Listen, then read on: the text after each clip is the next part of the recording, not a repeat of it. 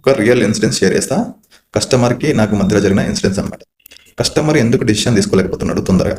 So కస్టమర్కి interest ఉంటుంది, ఇల్లు కొనాలని ఉంటుంది, డబ్బులు ఉంటాయి, డబ్బులు లేకపోతే లోన్ కూడా పెట్టుకుంటాడు. సో ఇవన్నీ జరుగుతుంటాయి, ఇవన్నీ కామన్. ఓకే, ఒక కస్టమర్ వచ్చిండు, ఇల్లు చూపెట్టిన, నచ్చిన తర్వాత అన్నీ ఉన్న తర్వాత వాళ్ళ ఫ్యామిలీ వచ్చిరు, మళ్ళీ 2 times చూసిరు, మొత్తం 3 times మొత్తం క్లియర్గా చూసిరు, ఫ్యామిలీ అందరు నచ్చిరు. ఓకే, నచ్చిన తర్వాత వాళ్ళకి అంత టైం ఆలోచించకూడదు. ఎందుకంటే ఒక బిల్డరు ఒక రేట్ చెప్తాడు, దానికంటే 1-2 తగ్గించి కంపల్సరిగా డీల్ అనేది క్లోజ్ అవుతుంది. మేము 10 లక్షలు 20 లక్షలు మొత్తం ఏం తీసుకోరు మీ దగ్గర నుంచి. సో అది అర్థం చేసుకోవాలి మనం. సో ఆ రోజే మాట్లాడి అది కంప్లీట్ చేస్తే వాళ్ళకి పడితే ఇస్తారు, లేదంటే లేదు. ఇంతవరకు క్లియర్. సో వచ్చిండు, ఒక 45 days తర్వాత మళ్ళీ రిటర్న్ వచ్చిండు. అంటే ఈ 45 daysలో ఉన్న ఇల్లు కాస్త మొత్తం సోల్డ్ అవుట్ అయిపోయినాయి. 4 ఇండ్లు ఉంటే 4 సోల్డ్ అవుట్ అయిపోయినాయి. కస్టమర్ 45 days తర్వాత వచ్చి మనకు అదే ఇల్లు కావాలంటాడు. అదే ఇల్లు కావాలి, ఆ ఇల్లు లేదని చెప్తే అట్లాంటి ఇల్లు కావాలంటాడు. సో అట్లాంటి ఇల్లు కూడా దొరకలేదు. మళ్ళీ ఒక 3-4 months పట్టింది. 3-4 months తర్వాత మనకు ఒక ఇల్లు దొరికింది. 2 ఇల్లు అంటే వాళ్ళు ఒకటి సెలెక్ట్ చేసుకున్నారు. అది రేట్ మాట్లాడడానికి వచ్చింది. మళ్ళీ సేమ్ మిస్టేక్.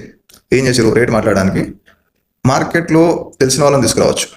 అంటే వాళ్ళకి సంబంధించిన వాళ్ళు ఎవరైనా రావచ్చు, ఎవరైనా చూడొచ్చు. మళ్ళీ ఫ్యామిలీ వచ్చారు, చాలా మంది చూసారు, అంత జరిగింది. రేట్ మాట్లాడడానికి వచ్చినప్పుడు అది అంత పెట్టకూడదు అంటారు.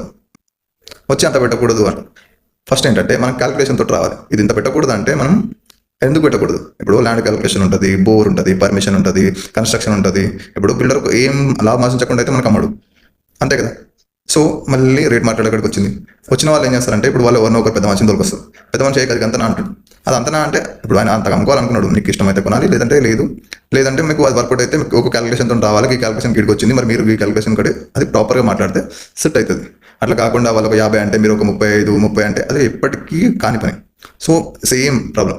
సో మళ్ళీ రేట్ కూడా మళ్ళీ పోయారు. ఇంతవరకు వాళ్ళు 1 year అవుతుంది, ఇంతవరకు ఇల్లు కొనలేదు. కొనడం కష్టం. ఎందుకంటే నీకు మార్కెట్లో తెలిసిన మాట్లాడాలి, లేదంటే ఎవరైనా తీసుకొచ్చిన వాళ్ళు ఎడ్కోట్ కాంప్రమైజ్ అయ్యేటట్టు ఉండాలి. మరీ ఓవర్ ప్రైస్ అయితే చెప్పరు ఎప్పుడు. కానీ ఏదైనా ఇల్లు మీకు నచ్చినప్పుడు ఒక ప్రాపర్ క్యాలిక్యులేషన్ తోటి వెళ్ళండి. మీకు ఎవరైతే చూపిస్తారో వాళ్ళకి ఈ రేట్ అని చెప్పండి.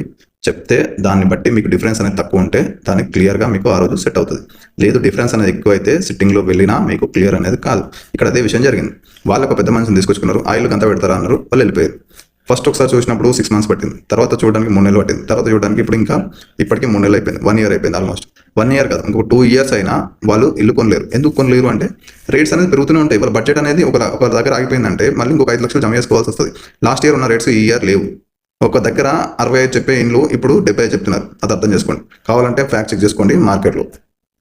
Consult SVH properties for more videos and more properties.